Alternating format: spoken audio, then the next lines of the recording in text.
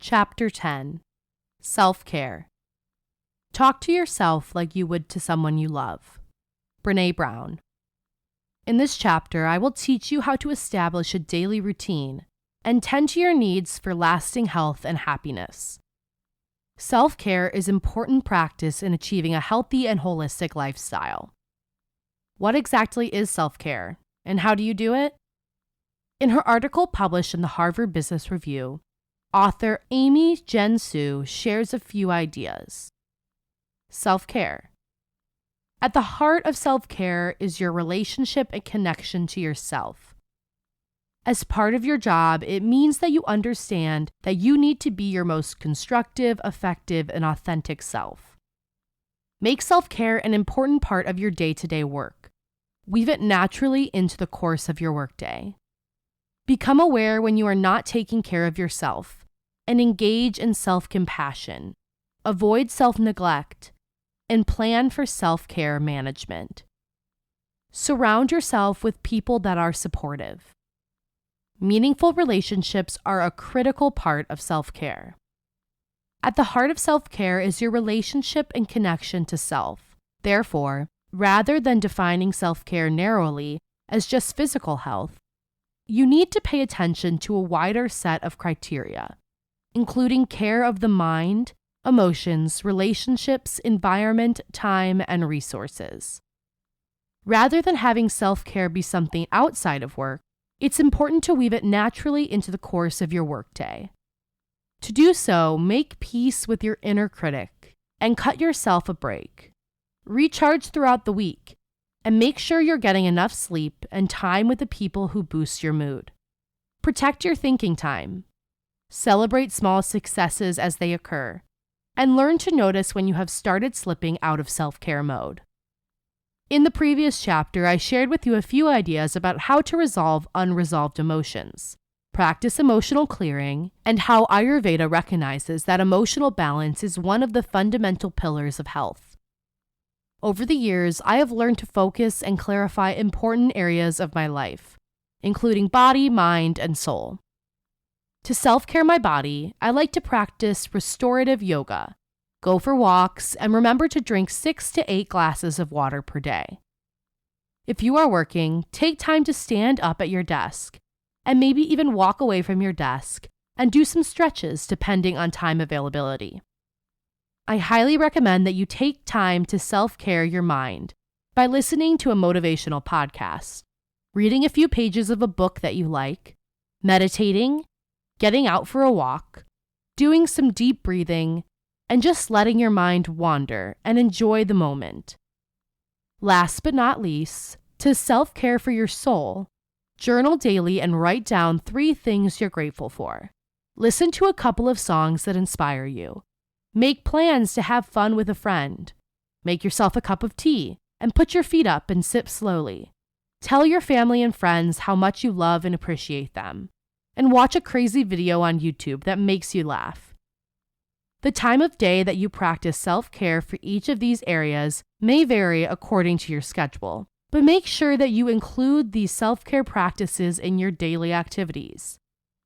You deserve daily self-care to be and feel at your best.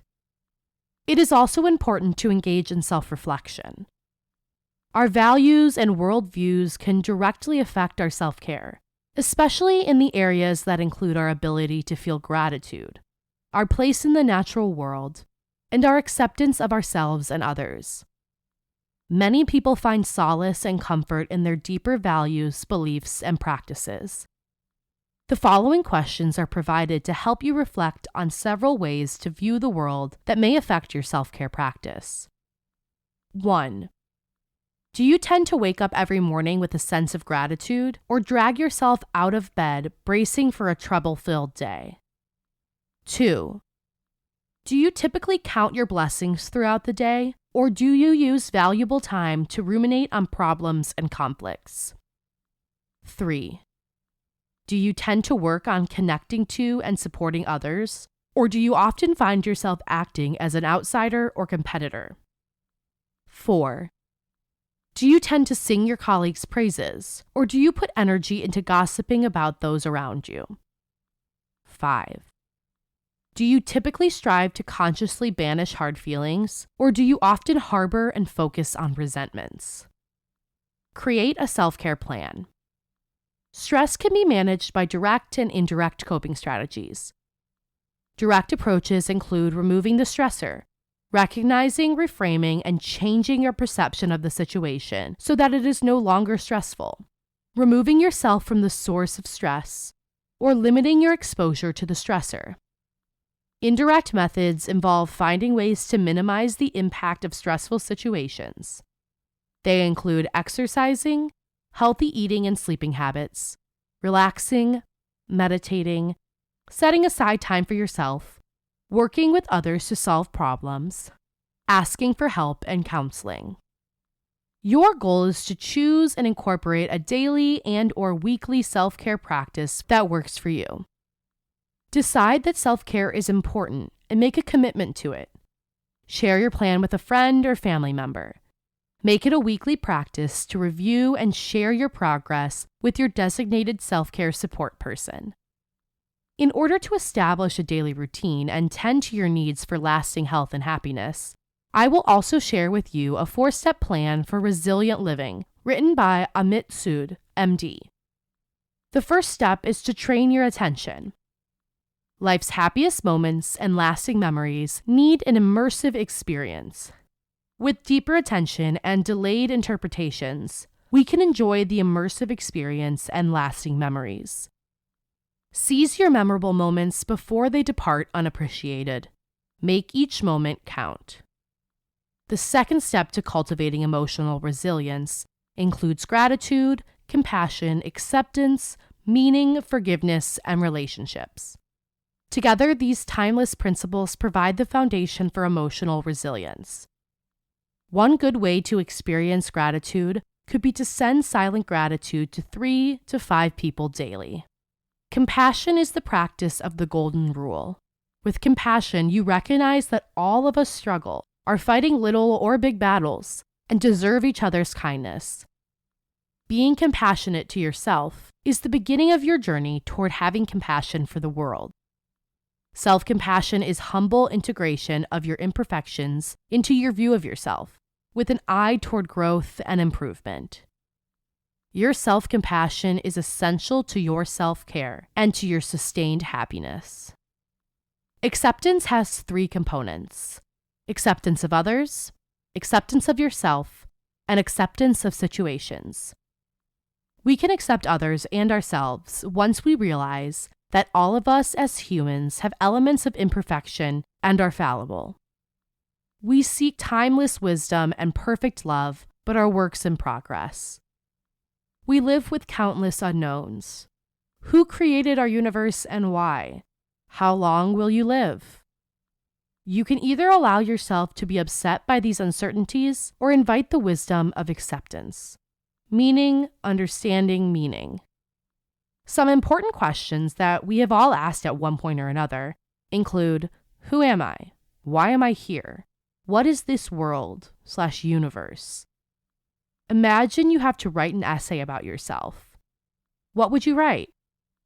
The specifics about who you are and what you do are the means. Service and love are the meaning. Love and meaning transcend age, race, gender, country, religion, and even our universe. Unlike all the other organs in our body, our minds have no natural system for getting rid of waste. Hurts pile up in our life, but there is one cure that can dissolve all hurts for good: forgiveness. A voluntary choice. Choosing the higher path and leading a more thoughtful life driven by your principles. Anger, holding grudges, and hostility can all lead to anxiety, depression, and irritability. By forgiving, you can enjoy improved health, save energy, and have better relationships. Enjoying deeper and lasting connections within your community is one of your highest priorities and the final key to emotional resilience. Shared purpose is the thread that binds together the fabric of relationships. Acquaintances become lasting relationships when you have common goals. The third step is creating a mind-body practice, since a relaxed mind is a humble mind that is not struggling with fear, greed, or selfishness. Such a mind is happy. Some ideas to relax include deep breathing, yoga, reading, exercising, listening to music, meditating, playing with children, etc. The fourth step is picking healthy habits and fun ideas that may help you decrease your stress and increase the energy available to you each day. You have a limited amount of physical, mental, emotional, and spiritual energy. Therefore, it is important to choose only those challenges that are worthy of your time, based on their relevance and ability to have an impact on them. We often take life more seriously than we need to. Humor brings you into intentional presence. Find ways to insert humor into your life. In this chapter, I taught you how to establish a daily routine and tend to your needs for lasting health and happiness. I believe that by implementing these ideas to your life, you have taken the important steps toward experiencing health, self-care, and sustainable happiness.